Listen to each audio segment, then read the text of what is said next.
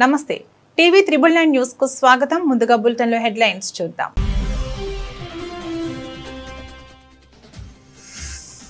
Modi Trump దోస్తీ, భారత్ పై America media ప్రశంసల వర్షం.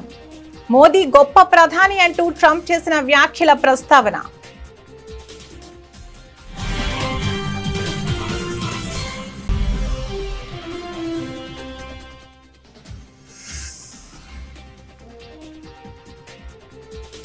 ప్రారంభమైన ఉపరాష్ట్రపతి ఎన్నిక పోలింగ్, తొలి ఓటు వేసిన ప్రధాని మోదీ.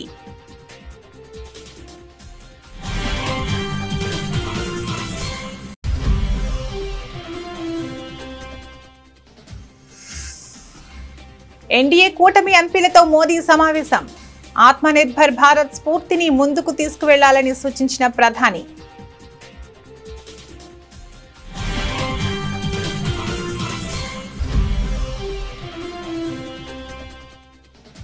బ్రిక్స్ వేదికగా జైశంకర్ కీలక వ్యాఖ్యలు. వాణిజ్య లోటుపై అసంతృప్తి. ఐరాస భద్రతా మండలిలో సంస్కరణలు తక్షణ అవసరమన్న జైశంకర్.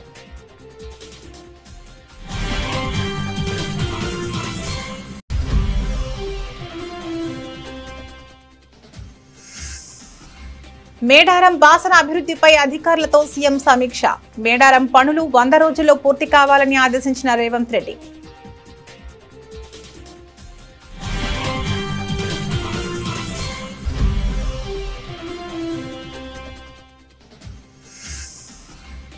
ఎరువులు అక్రమంగా నిల్వ చేస్తే పీడీ యాక్ట్ కేసులు నమోదు చేయండి. అధికారులకు ఆదేశాలు జారీ చేసిన మంత్రి నాదెండ్ల.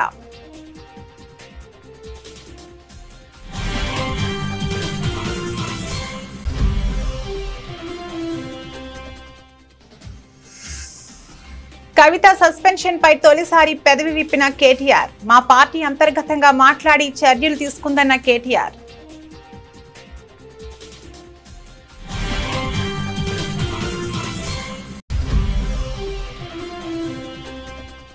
₹400 కోట్ల విలువైన ఆలయ భూములపై కూటమి సర్కార్ కన్ను. చంద్రబాబు అండతో టీడీపీ ఎంపీ భూదందాకు పాల్పడుతున్నారంటూ మండిపడ్డ మాజీ మంత్రి వెల్లంపల్లి శ్రీనివాస్.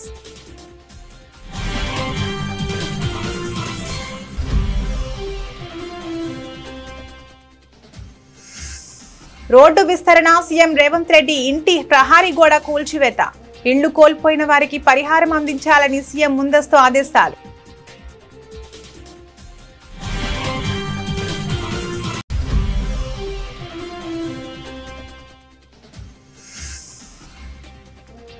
నేటి నుంచి ఆసియా కప్ సందడి. ఈసారి టోర్నీ విజేతకు భారీ ప్రైజ్ మనీ.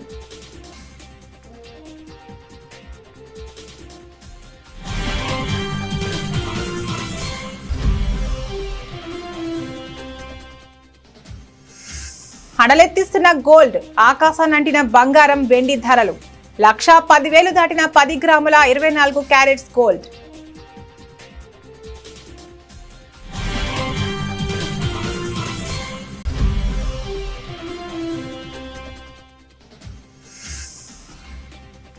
రంగీలాకు 30 ఏళ్లు, ఊర్మిళ భావోద్వేగ పోస్ట్.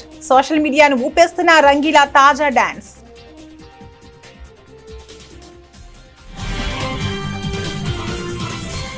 భారత ప్రధానమంత్రి నరేంద్ర మోదీ, అమెరికా అధ్యక్షుడు డొనాల్డ్ ట్రంప్ మధ్య తాజాగా చోటు చేసుకున్న సానుకూల పరిణామాలను అమెరికా మీడియా నిపుణులు ప్రశంసిస్తున్నారు. ఇరు దేశాల మధ్య నెలకొన్న ఉద్రిక్తతలు తగ్గడాన్ని ప్రముఖ నిపుణుడు గోర్డాన్ చాంగ్ స్వాగతించారు. ఈ పరిణామం భారత్ అమెరికా సంబంధాలలో కొత్త అధ్యాయానికి నాంది పలుకుతోందని విశ్లేషకులు అభిప్రాయపడుతున్నారు. Gatestone institute senior fellow Gordon Chang ఆసక్తికర వ్యాఖ్యలు చేశారు. అధ్యక్షుడు ట్రంప్ తన వైఖరిని కొంత మార్చుకున్నారు. ఇది మంచి పరిణామం, ఎందుకంటే మనం భారత్ ను చైనా వైపు పోనివ్వకూడదు.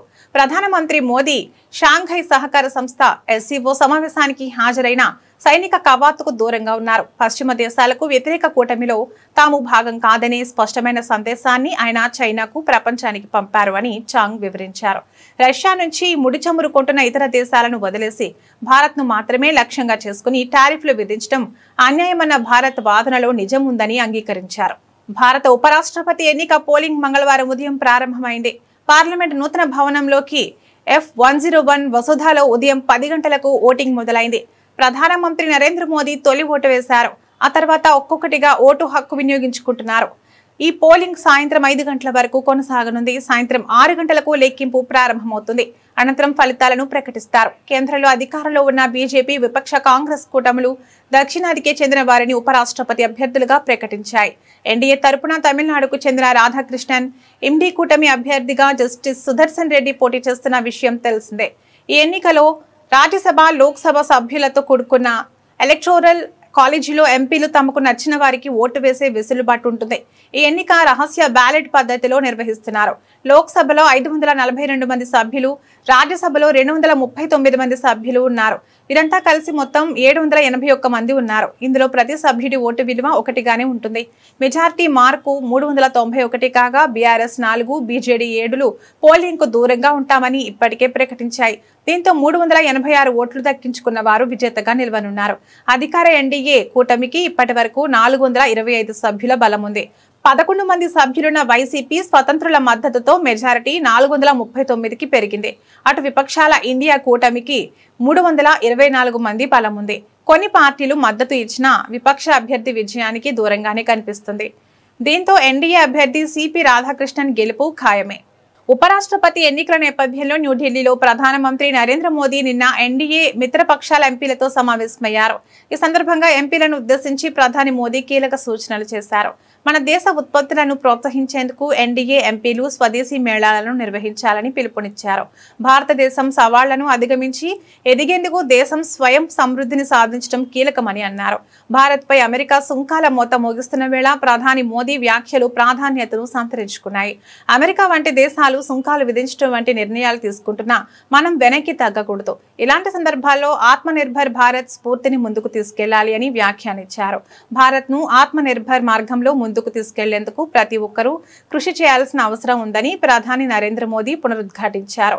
మన దేశ ఉత్పత్తులను ప్రోత్సహించేందుకు ఎన్డీఏకు చెందిన పార్లమెంట్ సభ్యులు తమ తమ నియోజకవర్గాల్లో స్వదేశీ మేళాలు నిర్వహించాలని ఆయన సూచించారు.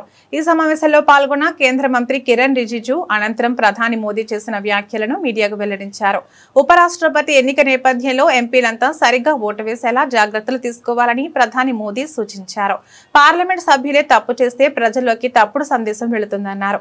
प्रधानमंत्री जी ने आज एनडीए सांसदों के साथ में वार्ता की है और आज बहुत अच्छा मीटिंग हुआ। 100% एनडीए एमपीज राज्यसभा और लोकसभा का एक साथ मिलना हुआ और प्रधानमंत्री जी का मार्गदर्शन भी हुआ। प्रधानमंत्री जी ने जो हाल ही में पार्लियामेंट में जितना इम्पोर्टेंट बिल्स पास किए हैं उसको लेकर के बहुत अपना खुशी भी जताया, साथ साथ ये भी कहा कि इतना इम्पोर्टेंट बिल्स का सही मायने में लोगों तक जानकारी जाना चाहिए। जैसे कि ऑनलाइन गेमिंग का, गैम्बलिंग और गेमिंग को मिक्सअप करके जो हमारे युवाओं का फ्यूचर खराब हो रहा था उसके बारे में जानकारी हम लोगों को पब्लिक को देने के लिए कहा। दूसरा जीएसटी बहुत बड़ा चेंजेस जो लाए हैं उसको लेकर के हमारा देश के लोगों को सही मायने में ये समझाना है कि कितना बड़ा रिफॉर्म्स लेकर आए हैं और आत्मनिर्भर भारत के लिए एनडीए लीडर्स को लीडरशिप रोल प्ले करने के लिए आह्वान किया है कि इतना बड़ा रिफॉर्म्स लाया है और देश को आत्मनिर्भर बनना है तो एमपीज को बढ़ चढ़ करके इसमें लीडरशिप का रोल प्ले करना चाहिए। बहुत अच्छा प्रधानमंत्री जी का मार्गदर्शन रहा है। कल इलेक्शन भी है तो ऐसे माहौल में ये अच्छा अवसर था सारा एनडीए एमपीज का मिलना और इसमें प्रधानमंत्री जी ने जो आज हम लोगों को सुझाव दिया है, मार्गदर्शन दिया है, ये सारा एमपीज ने बहुत ध्यान से सुन करके उपराष्ट्रपति का चुनाव के बाद अपने अपने क्षेत्र में ये संदेश को लेकर के जाएंगे। स्ट्रेस इस बात को लेकर के प्रधानमंत्री जी ने किया है कि मेक इन इंडिया जो स्वदेशी सामान है उसको कैसे हम आगे बढ़ाएं।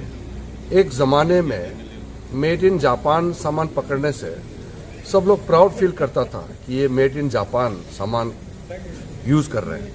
अब ये माहौल बनाना है कि मेक इन इंडिया स्वदेशी है, ये सामान हमारा भारत में बना हुआ है, ये कहने पर गर्व महसूस करना चाहिए।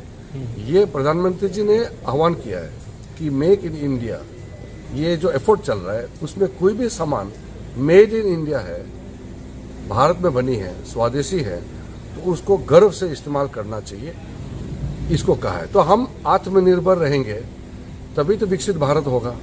ప్రస్తుతం ప్రపంచం అనేక సంక్షోభాలతో సతమతమవుతోందని, ఈ సవాళ్లను పరిష్కరించడంలో అంతర్జాతీయ వ్యవస్థలు విఫలమవుతున్నాయని భారత విదేశాంగ మంత్రి ఎస్ జయశంకర్ అన్నారు. బ్రిక్స్ దేశాల నాయకుల వర్చువల్ సదస్సులో ఆయన ప్రసంగిస్తూ ప్రపంచ వాణిజ్యంలో న్యాయమైన పారదర్శక విధానాలను అనుసరించాల్సిన అవసరం ఉందని నొక్కి చెప్పారు. అంతేకాకుండా ఐక్యరాజ్య సమితి భద్రతా మండలి యుఎన్ఎస్సి వంటి బహుళ పాక్షిక వేదికల్లో సంస్కరణలు తక్షణ అవసరమని స్పష్టం చేశారు. ప్రస్తుత ప్రపంచ వాణిజ్య సరళి మార్కెట్ అవకాశాలు ప్రధాన సమస్యలుగా మారాయని జయశంకర్ అభిప్రాయపడ్డారు. వాణిజ్యాన్ని ప్రోత్సహించడానికి నిర్మాణాత్మక సహకార వైఖరి అవసరమని, అనవసరమైన అడ్డంకులను సృష్టించడం వల్ల ఎటువంటి ప్రయోజనం ఉండదని హితవు పలికారు. వాణిజ్యేతర అంశాలతో వాణిజ్యాన్ని ముడిపెట్టడాన్ని ఆయన తప్పుపట్టారు. ఈ సందర్భంగా కొన్ని బ్రిక్స్ భాగస్వామ్య దేశాలతోనే భారత్కు అత్యధిక వాణిజ్య లోటు ఉందని, ఈ సమస్యకు సత్వర పరిష్కారాలు కనుగొనాలని తాము ఒత్తిడి చేస్తున్నామని ఆయన గుర్తు చేశారు.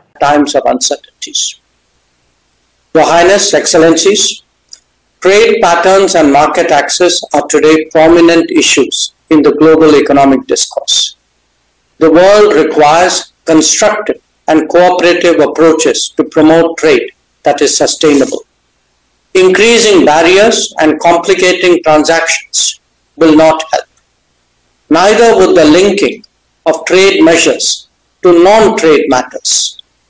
The BRICS itself can set an example by reviewing trade flows among its member states. Where India is concerned, some of our biggest deficits are with BRICS partners, and we've been pressing for expeditious solutions. We hope that this realization will be part of the takeaways from today's meeting. The international trading system is based on the foundational principles of open, fair, transparent, non-discriminatory, inclusive, equitable, and a rules-based approach with special and differential treatment for developing countries. India strongly believes that this should be protected and nurtured. Excellencies, the world today also seeks an urgent resolution of ongoing conflicts. The global south has experienced a deterioration in its food, energy, and fertilizer security. Where shipping is targeted, not just trade, but livelihoods also suffer. A selective protection cannot be a global answer. An early end to the hostilities and undertaking diplomacy to ensure a durable solution is the obvious pathway before us. The working of international organizations in the last few years has witnessed major shortfalls in many areas. On key issues, we have unfortunately seen that gridlocks have undermined the search for common ground. These experiences have only made the case for reformed multilateralism generally, and that of the United Nations and its Security Council specifically, more urgent. The BRICS have taken a positive view of this need for reform, and we expect that it would collectively become a strong voice for much awaited change. Excellencies, even as the world grapples with policy changes, we must not lose sight of bigger concerns, especially climate change. Sadly, మేడారంలో చేపట్టనున్న అభివృద్ధి పనులను 100 రోజుల్లో పూర్తి చేయాలని CM Revanth Reddy ఆదేశించారు. జంపన్న వాగులో నీరు నిలిచేలా ప్రాంతాల వారీగా ఎక్కడికక్కడ చెక్ డ్యాంల నిర్మాణాలకు ప్రణాళికలు రూపొందించాలని సూచించారు. ఈ వారంలో తానే స్వయంగా వచ్చి క్షేత్రస్థాయిలో పనులను పరిశీలిస్తానని, అందుకు సంబంధించిన ఏర్పాట్లు చేసుకోవాలన్నారు. మేడారం బాసర ఆలయాల అభివృద్ధి పనులపై సీఎం రేవంత్ రెడ్డి ఉన్నత స్థాయి సమీక్ష నిర్వహించారు. మేడారం అభివృద్ధికి సంబంధించిన డిజైన్లను పరిశీలించిన సీఎం పూర్తిగా సహజ సిద్ధమైన రాతి కట్టడాలతో నిర్మాణాలు ఉండేలా చర్యలు తీసుకోవాలన్నారు. భక్తులకు సౌకర్యంగా ఉండేలా ఎంట్రీ, ఎగ్జిట్, పార్కింగ్ వసతులు ఉండాలని సూచించారు. మేడారం మహాజాతర నాటికి భక్తులకు ఎలాంటి ఇబ్బందులు కలగకుండా చర్యలు తీసుకోవాలన్నారు. ఆలయ విస్తరణ, అభివృద్ధికి సంబంధించి స్థానిక సెంటిమెంట్ గౌరవించడంతో పాటు నిపుణులు, పూజారుల అభిప్రాయాలను పరిగణలోకి తీసుకోవాలని సూచించారు. సమీక్షలో మంత్రులు కొండా సురేఖ, సీతక్క, పొంగులేటి శ్రీనివాసరెడ్డి, అడ్లూరి లక్ష్మణ్, సీఎం ముఖ్య కార్యదర్శి శ్రీనివాసరాజు, దేవాదాయ శాఖ ముఖ్య కార్యదర్శి శైలజ రామయ్యర్ పాల్గొన్నారు. రాష్ట్రంలో ఎరువులను అక్రమంగా నిల్వ చేస్తూ బ్లాక్ మార్కెట్ కు తరలిస్తూ కృత్రిమ కొరత సృష్టించే వారిపై ఉక్కుపాదం మోపాలని ప్రభుత్వం నిర్ణయించింది. అలాంటి అక్రమార్కులపై సాధారణ 6A కేసులు కాకుండా నేరుగా పీడీ యాక్ట్ కింద కేసులు నమోదు చేసి కఠినంగా శిక్షించాలని రాష్ట్ర పౌర సరఫరాల శాఖ మంత్రి ఏలూరు జిల్లా ఇన్ఛార్జ్ నాదెండ్ల మనోహర్ అధికారులను ఆదేశించారు. ఏలూరు కలెక్టరేట్ లో జిల్లాలో ఎరువుల సరఫరా పంపిణీపై నిర్వహించిన సమీక్ష సమావేశంలో ఆయన ఈ కీలక ఆదేశాలు జారీ చేశారు. జిల్లాలో యూరియా కొరత ఉందంటూ వస్తున్న ప్రచారంలో వాస్తవం లేదని మంత్రి నాదెండ్ల మనోహర్ స్పష్టం చేశారు. ఈ సీజన్లో జిల్లాకు 33,762 మెట్రిక్ టన్నుల ఎరువులు అవసరం కాగా ఇప్పటికే 32,757 మెట్రిక్ టన్నులు సరఫరా చేశామని, మరో 2 రోజుల్లో అదనంగా 2,200 టన్నులు అందుబాటులోకి వస్తాయని గణాంకాలతో సహా తెలిపారు. గత ఏడాదితో పోలిస్తే ఈసారి అధికంగానే ఎరువులను అందించామని గుర్తు చేశారు. జిల్లాలో మేము చేస్తున్న ఈ సమీక్ష కార్యక్రమాల్లో ఏ విధంగా రైతుని ఆదుకోవాలనే దానిపైన మేము మా గౌరవ ముఖ్యమంత్రి గారు చంద్రబాబు నాయుడు గారు, అదేవిధంగా రాష్ట్ర ఉప ముఖ్యమంత్రి గారు పవన్ కళ్యాణ్ గారు తీసుకున్న చొరవ వలన ప్రతిరోజు మేము రైతాంగానికి భరోసా ఇచ్చుకుంటూ ముందుకు వస్తూ ఉన్నాం. ఈ జిల్లాలో 33,762 మెట్రిక్ టన్నులు గాను ఈ రోజుకి ఖరీఫ్లో 32,757 మెట్రిక్ టన్నులు సరఫరా చేయడం జరిగింది. రాబోయే రోజుల్లో మరొక 2,200 మెట్రిక్ టన్నులు అందుబాటులో ఉంచి ఎక్కడ కూడా రైతుల్లో కొరత వచ్చిందనే భావన రాకుండా ఒక ప్రయత్నం చేస్తున్నాం. అయితే సహజంగా ఇక్కడ ఉద్యాన పంటలు ఎక్కువ ఉన్నాయి. పామాయిల్ కోసం తెలియక కొంతమంది రైతులు ఇప్పుడే యూరియా తీసుకెళ్ళడానికి కోసం చేస్తున్న ప్రయత్నాన్ని ఆ సమాచారం లోపం లేకుండా వాళ్ళలో కూడా అవగాహన పెంచే విధంగా ఒక ప్రయత్నం తప్పకుండా మేము చేస్తాం. రైతులందరినీ కూడా మేము మనస్ఫూర్తిగా కోరుతున్నాం. పత్తి రైతులు కానివ్వండి, మిర్చి రైతులు కానివ్వండి, ఎవ్వరు కూడా మీరు ఆందోళన చెందవసరం లేదు. తెలంగాణ జాగృతి అధ్యక్షురాలు తన సోదరి కవితను పార్టీ నుంచి సస్పెండ్ చేయడంపై బీఆర్ఎస్ వర్కింగ్ ప్రెసిడెంట్ కేటీఆర్ స్పందించారు. ఈ రోజు జరిగిన మీడియా సమావేశంలో కవిత సస్పెన్షన్ గురించి విలేకరులు అడిగిన ప్రశ్నకు ఆయన సమాధానమిచ్చారు. కవిత సస్పెన్షన్ పై ఆయన మొదటిసారిగా స్పందించారు. కవితపై మా పార్టీ చర్చించి చర్యలు తీసుకుంది. చర్యలు తీసుకున్న తర్వాత ఇక నేను మాట్లాడటానికి ఏమీ లేదు అని ఆయన స్పష్టం చేశారు. కవితపై వేటు అనేది పార్టీ అంతర్గతంగా చర్చించి తీసుకున్న నిర్ణయమని, ఆ ప్రక్రియ పూర్తయిన తర్వాత వ్యక్తిగతంగా తాను దీనిపై ఎలాంటి వ్యాఖ్యలు చేయదలుచుకోలేదని ఆయన తేల్చి చెప్పారు. పార్టీలో చర్చించి నిర్ణయం తీసుకున్నాక దాని గురించి మాట్లాడే విషయాన్ని పొడిగించదలుచుకోలేదని అన్నారు. See Rahul, I'll tell you one thing. Whatever had to be discussed has been discussed in the party. Action has been taken. Once action has been taken, there is nothing further that I can add or comment. Because whatever had to be discussed internally on party forums, we have done that. And we have acted. And therefore, after the action has been taken, there is nothing further for me to comment or elaborate on. ముఖ్యమంత్రి చంద్రబాబు భూపకాసురుడిగా మారాడని, ఆఖరికి ఆలయ భూములను సైతం వదలకుండా అయిన వారికి కట్టబెట్టేందుకు ప్రయత్నిస్తున్నాడని మాజీ మంత్రి వెల్లంపల్లి శ్రీనివాస్ మండిపడ్డారు. తాడేపల్లి వైఎస్ఆర్సీపీ కేంద్ర కార్యాలయంలో మీడియాతో మాట్లాడుతూ మచిలీపట్నం గొడుగుపేట వెంకటేశ్వర స్వామికి చెందిన 400 కోట్ల రూపాయల విలువైన ఆలయ భూములను ఎగ్జిబిషన్ గ్రౌండ్, గోల్ఫ్ క్లబ్ ముసుగులో కావాల్సిన వారికి దారాదత్తం చేసేందుకు కూటమి ప్రభుత్వం చేస్తున్న ప్రయత్నాలను ఎట్టి పరిస్థితుల్లోనూ హిందూ సమాజం సహించదని హెచ్చరించారు. ఆలయ భూములను కాజేసేందుకు రాత్రికి రాత్రే చదును చేసే కార్యక్రమాన్ని కూడా ప్రారంభించడం దారుణమని అన్నారు. చంద్రబాబు అండతో ఎంపీ కేసినేని చిన్ని చేస్తున్న ఈ దురాఘాతాన్ని న్యాయ పోరాటం ద్వారా అడ్డుకుంటామని స్పష్టం చేశారు.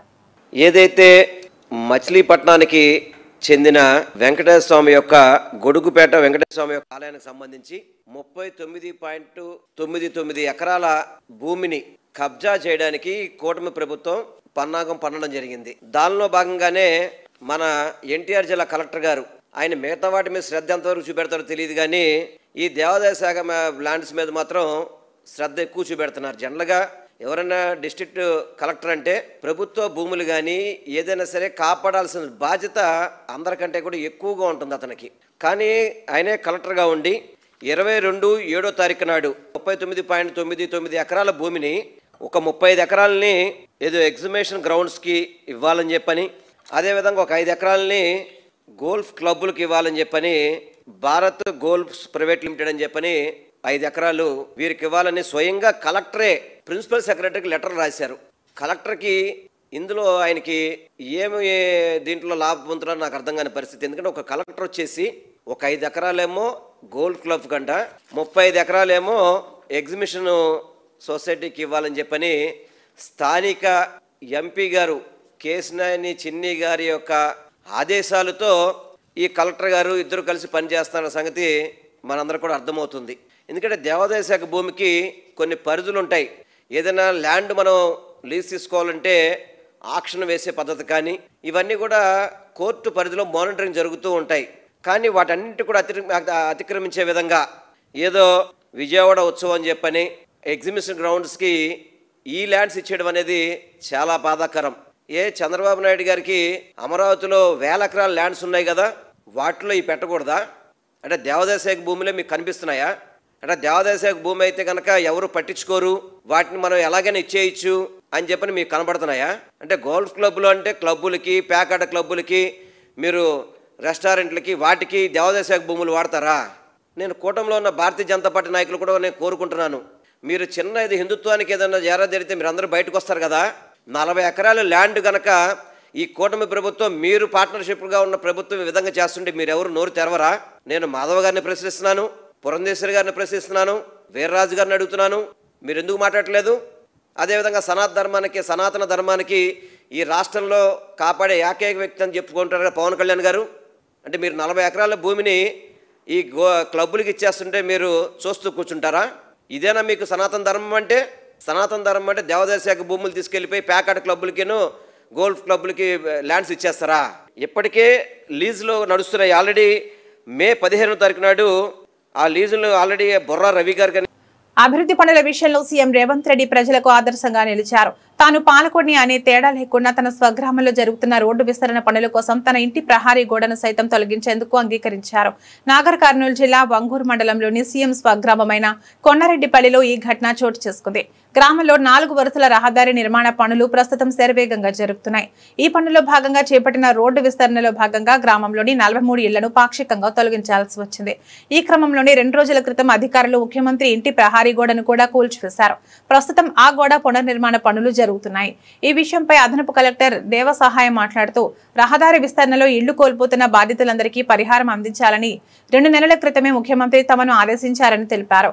ఆయన ఆదేశాల మేరకే పరిహార ప్రక్రియ పూర్తి చేసి రోడ్డు నిర్మాణ పనులను వేగవంతం చేసినట్లు వివరించారు.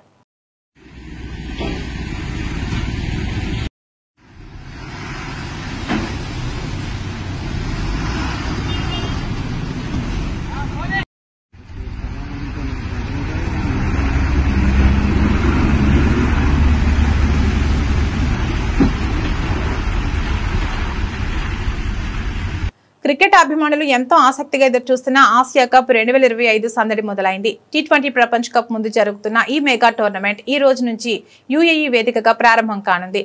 డిఫెండింగ్ ఛాంపియన్ గా బరిలోకి దిగుతున్న టీమిండియా మరోసారి టైటిల్ పై కన్నేసింది. ఈ పొట్టి ఫార్మాట్ టోర్నీలో మొత్తం 8 ఆసియా జట్లు పాల్గొంటున్నాయి. వీటిని 2 గ్రూపులుగా విభజించారు. గ్రూప్ ఏలో డిఫెండింగ్ ఛాంపియన్ భారత్ తో పాటు చిరకాల ప్రత్యర్థి పాకిస్తాన్, UAE, ఒమన్ జట్లు ఉన్నాయి. ఇక group below Sri Lanka, Bangladesh, Afghanistan, Hong Kong తలపడనున్నాయి.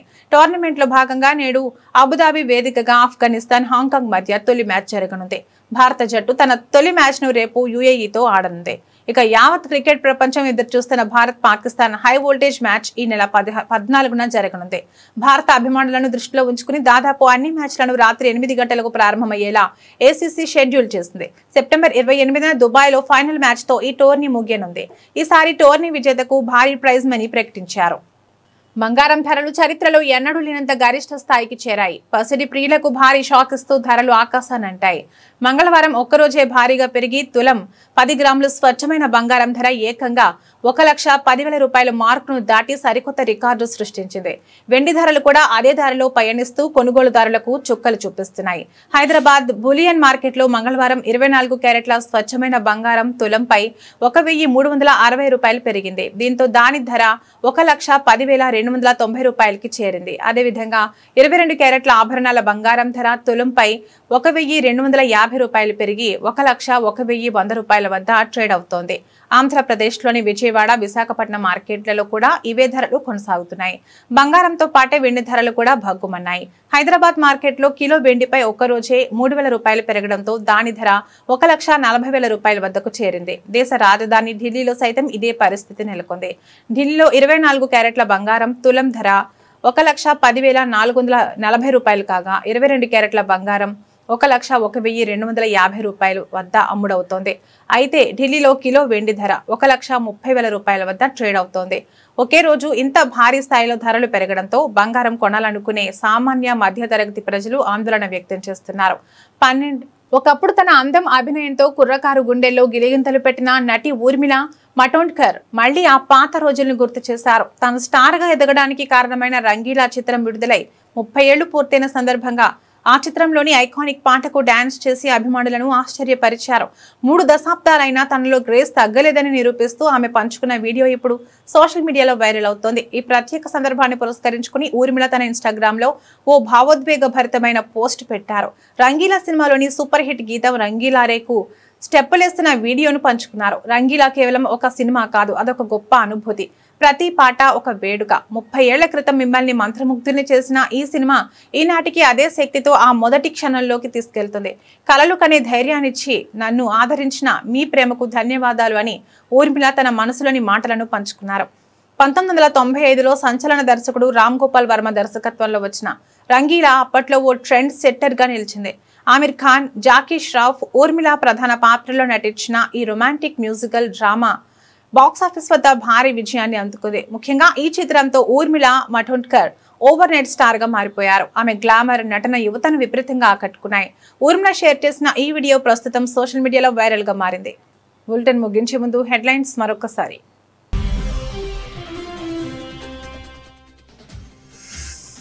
Modi Trump దోస్తీ, భారత్ పై అమెరికా మీడియా ప్రశంసల వర్షం.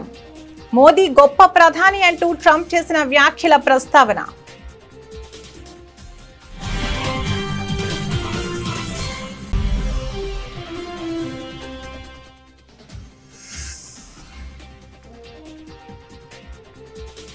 ప్రారంభమైన ఉపరాష్ట్రపతి ఎన్నిక పోలింగ్, తొలి ఓటు వేసిన ప్రధాని మోదీ.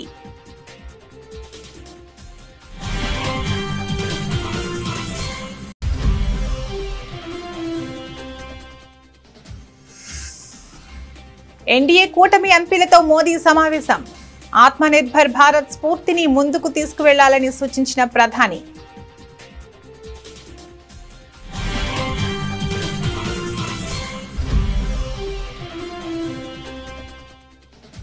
బ్రిక్స్ వేదికగా జైశంకర్ కీలక వ్యాఖ్యలు. వాణిజ్య లోటుపై అసంతృప్తి. ఐరాస భద్రతా మండలిలో సంస్కరణలు తక్షణ అవసరమన్న జైశంకర్.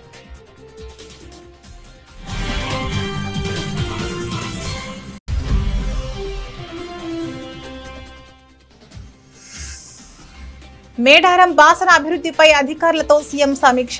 మేడారం పనులు 100 రోజుల్లో పూర్తి కావాలని ఆదేశించిన రేవంత్ రెడ్డి.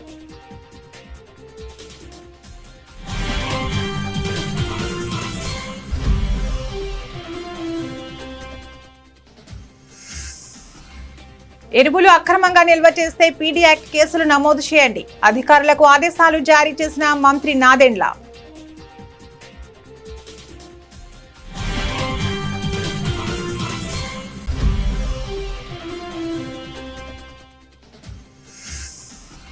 కవిత సస్పెన్షన్ పై తొలిసారి పెదవి విప్పిన కేటీఆర్. మా పార్టీ అంతర్గతంగా మాట్లాడి చర్యలు తీసుకుందన్న కేటీఆర్.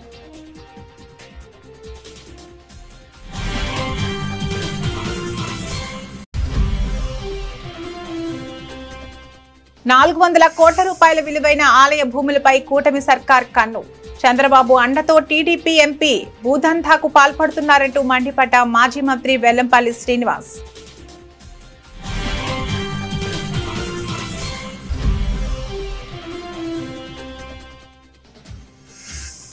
రోడ్డు విస్తరణ, సీఎం రేవంత్ రెడ్డి ఇంటి ప్రహారీ గోడ కూల్చివేత. ఇళ్లు కోల్పోయిన వారికి పరిహారం అందించాలని సీఎం ముందస్తు ఆదేశాలు.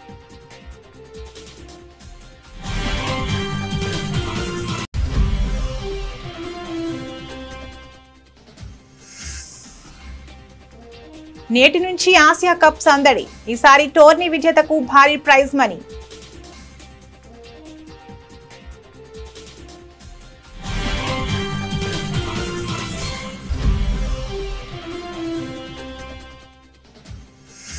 హడలెత్తిస్తున్న గోల్డ్, ఆకాశాన్నంటిన బంగారం వెండి ధరలు.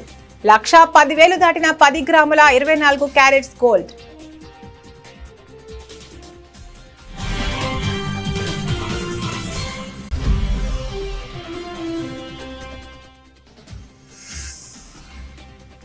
రంగీలాకు 30 ఏళ్లు. ఊర్మిళ భావోద్వేగ పోస్ట్. సోషల్ మీడియాను ఊపేస్తున్న రంగీలా తాజా డాన్స్.